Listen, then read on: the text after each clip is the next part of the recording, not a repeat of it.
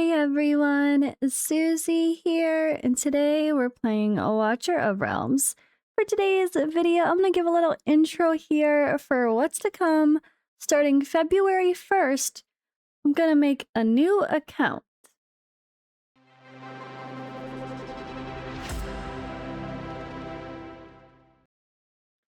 Alright, yes, not right now, we're not diving in quite yet, but on February 1st, a fun challenge starts.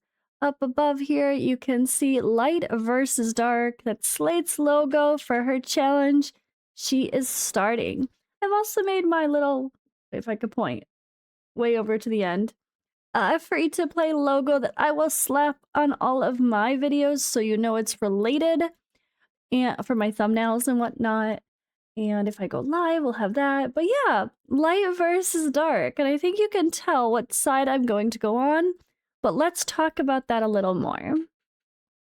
So first, shout out to Slate here. Her content is awesome. She's so smart with this game and very end game oriented, very competitive with Guild War in a top ranking guild, like literally like the top couple guilds in the entire game. She's there, so you can trust her. Good advice. If you're not following her already, you probably should be. But she just started this free-to-play Light versus Dark challenge, and we're going to be starting it all after reset on February 1st. So she does do live streams, pretty chill vibes, and she'll be live streaming hers too later in the evening, UK time. I'm going to be starting very early after reset on Sunday, February 1st. I'm actually planning to live stream unless I'm feeling terrible and having extra eye troubles. Like, I am really struggling with my eye today, so I'm extra winky. I keep having to clean it. It's just not a good couple days, not a good month to year. It's fine. But yeah, she will be streaming, and anyone else involved, I think R-Type, another content creator, is going to be joining us as well. I know our community member Daisy is joining, so I'm really happy for that. Made me want to join more. Let me go to her Discord here. So here in Slate's Discord, she has this section under Watcher of Realms for the Light versus Dark challenge. So first things first, if you check the pins, you want to click on this. Oh, not not that. You want to jump to the post. And make sure you react to this little thing here to get the role if you're going to participate, so you'll get any notifications of like messages where we at people. But here, you also can react here as well. I believe it still works if you react on the main post. But welcome to the Light versus Dark challenge. Here are the rules, hero overview. We'll ask some questions in the FAQ. So you can see at the very top here, when you go to the pinned post, there's a dark side and a light side and an FAQ section. So there's going to be these threads. You click the threads, you'll see that as well. But the threads tend to be a bit hidden unless you talk in them. So they're just at the very top of this here. And then she has the rules. And yeah, I'm self-proclaiming before I even do my summons because I have a plan. So I figured that I would go through the rules, take a look at things, share my thoughts. And then once we get started on this challenge, like maybe next Monday or Tuesday or some early in the week after we've gotten started, I'm going to have Slate join me on my channel, and I'm going to do a little like intro update, talk to her, see which one she ended up going with and why, right? So Light versus Dark challenge, what does this even mean? It's about the factions. So heroes in the Light faction are Arbiter, Piercer, Watcher. I'm so confused because they have multiple names for things. Northerner and Unnameable, of course, are neutral. And then the Dark are Chaotic, Nightmare, Infernal, Cultist, and Unnameable. But the Esotericists are a bit mixed. Some characters are very light, like Elowin, and then some characters are very dark, like Narissa. So it's not very clear like which one that would have fallen in either way, but it worked out quite well given the number of factions. And it's kind of a swing one. So you can choose to go like easy mode, and just any solo isoterracist allowed included. Or you can choose to go the hard mode, no lords except for the epics that are isoterracist, and only the specific ones mentioned are the ones you can use. Now, solo faction isoterracist, meaning like if they're isoterracist and they're cultists, you can't use them for a dark or a light team. If they're isoterracist and piercer, you can't use them for a dark team. So that's kind of the overall, like no other sides, right? No light dual faction, that's what that means here. But I personally like the hard mode because it sticks more true to the challenge. So like if I go light, characters that are similar to the Watchguard, Piercer, and Northerners like Boreas, Eloin, Ezrin, and Tresk can be used. And even epics, Laurel, Nazim, Kalina, and Philippa. So that's kind of fun. And then for the dark, Helga, Comet, Narissa, Celine, and Seraphina are very suited for the dark factions. Now, this is also a really interesting thing because of the rules. So, let's over here. Number 1, choose light or dark and only use heroes of that affinity. Not dual or non-faction heroes allowed, but the dual must include the chosen affinity. Pick easy or hard mode, whatever you choose. There's no like real like hindrance or points or whatever. It doesn't really matter which one you choose. It's just your own personal preference and how you want to play it. If you want to stick as true to the challenge as possible with light versus dark, you go with the hard mode. Re-rolling is allowed, which is what I'm going to do. So my plan is to re-roll until I get E-Drill. I'm spoiling my plans. I mean, with the light stuff, you can kind of tell that here anyway. But I'm spoiling my plans. I'm re-rolling until I do my second pull. Your very first pull is now Navras. Your second pull, single pull, don't do a 10 pull. Your second pull is as soon as they force you to do the free summon, where it lets you do a free summon again, an extra summon again. That is, oh yeah, no, it is really the second. So where it used to be Maureen is now Navras. And then the second pull is your guaranteed epic marksman, which is either like Brienne or Theowen or Tazira or Idril. And I'm gonna reroll until I get Idril, which doesn't take too long to get there, and there's some promo codes we can use to get summons faster. So as soon as I get to the point where I can do that summon as fast as possible, boom, do I get Idril? Yes, if so, I'm gonna bind that account to an email address and move on. And I don't care who I get for legendaries. So some people will probably play this a little bit smarter. You might reroll until you get Idril, and then you keep playing and see which legendary you get. Maybe you're playing 2 accounts at once, 3 accounts at once, have BlueStack windows open like crazy, trying to see which legendary you get. But honestly, I think that kind of takes away from the fun and the gamble. I feel like it's way more fun to choose based on the starting heroes. And that includes Eliza now. So we're going to continue the rules after. As we get to a rule that is about what my plans, I'm just going to elaborate. But Eliza is now free for every new account on day 2. I have that in a video for a new I guess I made a special video on this channel about that, and I showed that in my first 1 hour of gameplay video that I did on my other channel just for shits and giggles.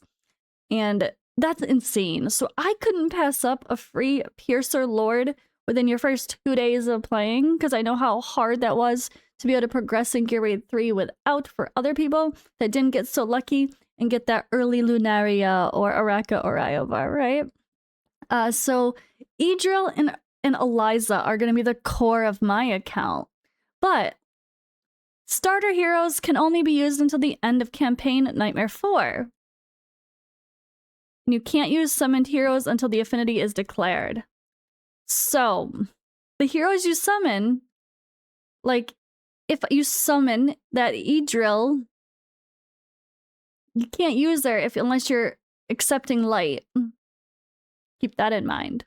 I think that's what they mean for starter heroes. I might need to clarify that because technically the starter heroes are now Navras is like a guaranteed summon. Is he considered a starter hero or not? I think Navras should be considered a starter hero because he's 100% guaranteed. But then maybe everything after Navras is not. But then the starter hero, that's one thing we'll put in the FAQs. Does it include the marksman that you get as a guarantee for the start and then everything else is RNG or not? But they can only be used to Nightmare 4 through all of Nightmare 4 until you have enough summons to get that Lego. Either way, if you get whoever you're using, you have to stop using them after that point and only use what fits with your affiliation. So let's say you want to go dark. That includes Wrath and Volca. I won't be able to use them if I go light, right? So when I get to Wrath and Volca, I have to ignore them, use them as chickens, or save them on the account because I will give my account away, so I will save them. But I'm going to be a little sad when that happens because I won't be able to use them. But think about the starter heroes. Rex, Camille. You can't use them if you go dark after the first bit. But you can... Or I guess in my case, I won't be able to use Voltus. But you can do the things to complete the missions that you need to do in order to do progress missions. You just can't play them in battle. So that is one of the interesting things as well. I'll go to her FAQs as well, but I will ask her to add that as an FAQ to clarify what starter heroes. Starter, is that before Navras or after Navras? Or as well as Navras, or is it also the marksman? I will ask. So basically, you're going to want to head to her Discord anyway, because this is going to be the hub. This is going to be where we talk and hang out and laugh and share our pulls and our failures. You know damn well I'm going to get like the best dark hero possible on my late account as my first legendary, right? Let's be honest. But okay. So free to play, but event W gold is okay. So this is a little bit tricky. This is something I don't know. I don't necessarily, I guess I should have shared an opinion there maybe, but if you could just be friends with yourself and gift yourself W gold is kind of cheating. But it's fine. I mean, at the end of the day, you just try to get enough W gold to get the privilege card so you can play your battles more efficiently. And then you're chill. Like, who cares after that? Just get enough W gold if you can, get lucky. If the event's still on for a privilege card, and then you're good. But yeah, obviously no actual purchasing. So any guild is allowed. You can join a big boy guild. You can join we should probably join a guild together. Yes, let's do that. Okay. Friend assist allowed as long as you stick to affinity as well. So that's an interesting one too. Friend yourself and use your big boy ones that you put as friend assist to help yourself. I mean, I don't like the idea of using friend assist as well. I think friend assist and W gold are a little bit cheating, but at the end of the day, this challenge is more fun and casual. I don't think there's not extra like leaderboards and websites and tracking all the points and craziness. It's a bit more chill and fun, and I think I don't think she wants people to stress about it. It's more just let's have fun as a community, and that's something I'm gonna talk to her about too. I'm gonna see her opinions on this, like, how hardcore would she really have liked to take this? Or is there a reason she kept it a little more chill? But yeah, we'll have her on my channel as well. So continuing on here with the core goals. So the main goal before you should stop, I guess, would be to clear campaign 3-star all of campaign through chapter 8, all difficulties. Which she had 9 before, and I was like, I hadn't even done that on my main account. That is terrible. Let's not torture people that hard. Kidding, not kidding. That last boss is now fun. So I think in chapter 9 ramps up ridiculously in difficulty and normal. And it's not even the same batch of content anymore. So I don't think it's relatable. So that's perfect. But that's can be on a flex goal. So gear raid 1 through 3, stage 19 or higher. Gear dungeon 2 through stage 3 plus, which is smart. Because like even if only was on like gear dungeon 2 stage 4 forever. Like, it was just hard, right? Really hard. An AMR without the exact right characters. An AMR stage 18 plus. And Guild Boss Nightmare 3 18k as a 1 key auto. And then the flex goals for those that want to stick around and play more will be like Nightmare, Avoid Rift, doing all of it. Gear Raid 1 through 3, doing stage 21 plus gear, which is certainly possible to do the Gear Raid within a couple months. 3 months maybe, if you're slower. Gear Dungeon 1 and 2, stages 6 plus. That's where I'm like, I think stage 6 is where I just stopped in Gear Dungeon 2. Guild Boss 1, Nightmare 4, 50k, a full auto. APOC 1, 30k, full key. Abyss 12k, 1 key auto. Affinity Faction Trials, stage 12, or 12 plus for all of them.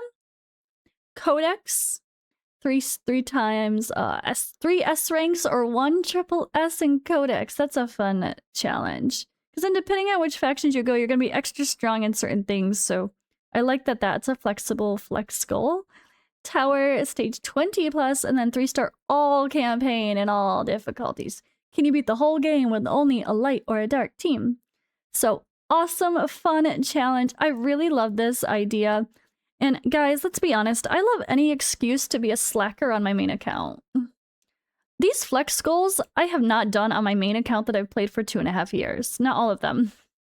It's embarrassing, but it's true. I haven't done all of campaign yet. I haven't even done I haven't done my Gear Dungeon higher levels yet since they came out. I haven't done faction trials.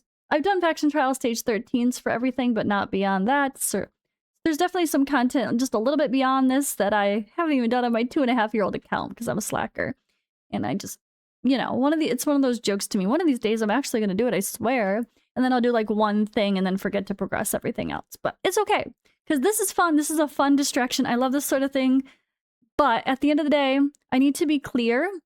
I'm going to do this whatever I can. Like, I don't want to be like, okay, let's start this. And then 2 weeks later, stuff is really hitting with Godforge prep for early access. And things are getting busy. And maybe I get some extra tests that are really going to keep me extra focused. And I volunteer myself, honestly, to do anything I can to help Fateless and Godforge push to be ready for the deadlines to come, which we have not announced dates. But with that in mind, if I become overwhelmed and I cannot keep up with this, I'm just going to stop. I'm not going to hold myself to one month, let alone... I'm not going to hold myself to 2 weeks, let alone 1 month, let alone 3 months. I'm just going to do what I can. And I really hope, in my head, I see myself playing till whenever Godforge Early Access releases, which, you know, a month or 2. So, which is perfect for this challenge. I feel like the core goals, a month or 2 is perfect. And that should be right in line with when Godforge Early Access is approximately going to come out. So I think the stars will align there pretty well, as long as we don't have any other setbacks with that. But yeah, I am really looking forward to doing this. Slate is such cool people. And the people in her Discord are really lovely. Again, we have a chat here, so you can join us in the chat and hang out. Come say hello, say what you're doing, but you don't have to proclaim if you're on the light side or the dark side. But this is going to be my live stream on Sunday. Re-rolling to Idril. Come hang out with me, hopefully live as planned. This is my plan. Re-rolling to Idril. I'll play for a couple hours, at least live, and get that account started. And yeah, guess I'll see you guys in the next video. All of the links will be in the description and the pinned comment for the challenge. And make sure you're subscribed to Slate as well. Like I said, she's the one putting this on and created the rules. And I think she is really having fun with her accounts. This came because of something she's already was doing. So I think we'll talk to her about that when she joins my channel. But yeah, thanks for watching, guys. I will see you in the next video.